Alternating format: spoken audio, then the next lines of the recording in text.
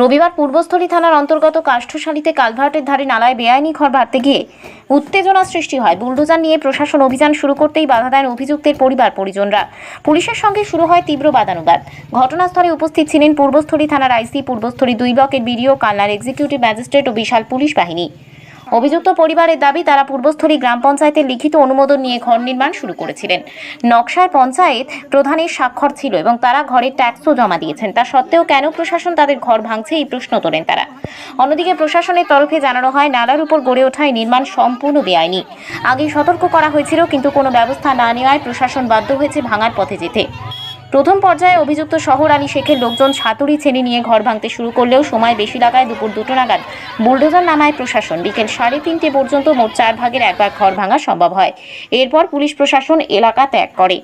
অন্যদিকে বিশ্বনাথ দত্ত নামক এক ব্যক্তি 4 মাস আগে মহকুমা শাসকের কাছেই অবৈধ নির্মাণের বিরুদ্ধে লিখিত অভিযোগ জানিয়েছিলেন। তদন্ত শেষে মহকুমা প্রশাসন ভাঙার নির্দেশ দেয়। বিশ্বনাথ দত্ত সরাসরি অভিযোগ তুলেছেন যে পঞ্চায়েত প্রধান বেআইনি নির্মাণে অনুমতি দিয়েছেন, তার বিরুদ্ধেই আইনি ব্যবস্থা নেওয়া হোক। প্রশাসন শুধু ঘর ভেঙে দিলে হবে না, দুর্নীতির শিকড়েও কোপ পড়া জরুরি। এই ঘটনার জেরে কাষ্ঠশালী এলাকায় ব্যাপক চাঞ্চল্য ছড়িয়ে পড়ে। আমাদের বাজারে পূর্বস্থলী পঞ্চায়েতের কাছাকাছি একটা ক্যালভার্ট আছে জল নামার জন্য। এবার সেখানে আমাদের একটা বেআইনিভাবে বিল্ডিং খাড়া করে এবং আমি এসডিওকে জানাই সেই বিল্ডিংটা যাতে নিষ্কাশন হয়, এবং তার পরিপ্রেক্ষিতে আজকে সেই নিষ্কাশন করতে এসেছে। এবং এর মধ্যে জানতে পারছি নাকি যে ওকে পঞ্চায়েত প্রধানও পারমিশন দিয়েছে লিখিতভাবে, এবং এর যদি হয়, এর যদি মানে সাজা হয়, তাহলে পূর্বস্থলী পঞ্চায়েতের প্রধানের যেন পুলিশ প্রশাসন মানে তদন্ত করে দেখে তার যেন উপযুক্ত শাস্তি হয়। কি নাম আপনার? বিশ্বনাথ দত্ত। আপনি অভিযোগ করেছিলেন? না, আমি অভিযোগ করছি জনসাধারণের জন্য, আমি অভিযোগ করেছি। ওই যে আমাদের যে কাষ্ঠশালী বাজারে যে বিল্ডিংটা হচ্ছিল, তো আমরা পঞ্চায়েত থেকে পারমিশন করিয়েছি, মেম্বার প্রধান সবাই সই করেছে। প্রধান সই করেছে? হ্যাঁ, সই করেছে। সই এখানেই আছে, দেখুন। আচ্ছা, তাহলে সই করেছে। এখন আমাদের বেআইনি অভিযোগে আমাদের ঘরটা ভাঙা হচ্ছে। আপনারা কি ট্যাক্স দিয়েছেন এর জন্য? সরকারি যে ট্যাক্স, তার কি কোনো রসিদ আছে? হ্যাঁ, ট্যাক্সের রসিদ আছে। এই যে তার রসিদ, ট্যাক্স কাটিয়েছি। ও এটা সরকারিভাবে দিয়েছেন? হ্যাঁ, সরকারি ট্যাক্স কাটাইছি আমরা।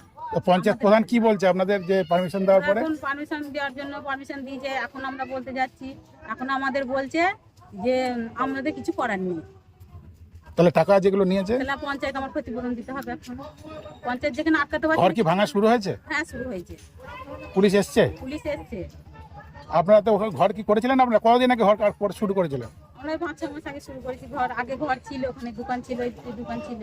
আমরা একজনের সাথে জায়গা কিনেছি, তার সাথে জায়গা কিনেছি 1 বছর হলো, 6 মাস হচ্ছে ঘর হচ্ছে। আপনাদের জন্য এর জন্য কি কেউ টাকা পয়সা নিয়েছিল? পঞ্চায়েত দিয়েছে, টাকা নিয়েছে। এমনি আলাদা করে কেউ কি নিয়েছে? হ্যাঁ, নিয়েছে। কে নিয়েছে? প্রধান নিয়েছে, কাদের নিয়েছে, প্রধানের নাম জানি না।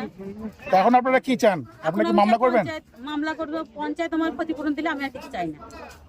কি নাম আপনার? আমার নাম সাহেবা বিবি। যে ঘর করেছে তা সে কে হয় আপনার? আমার সামনে।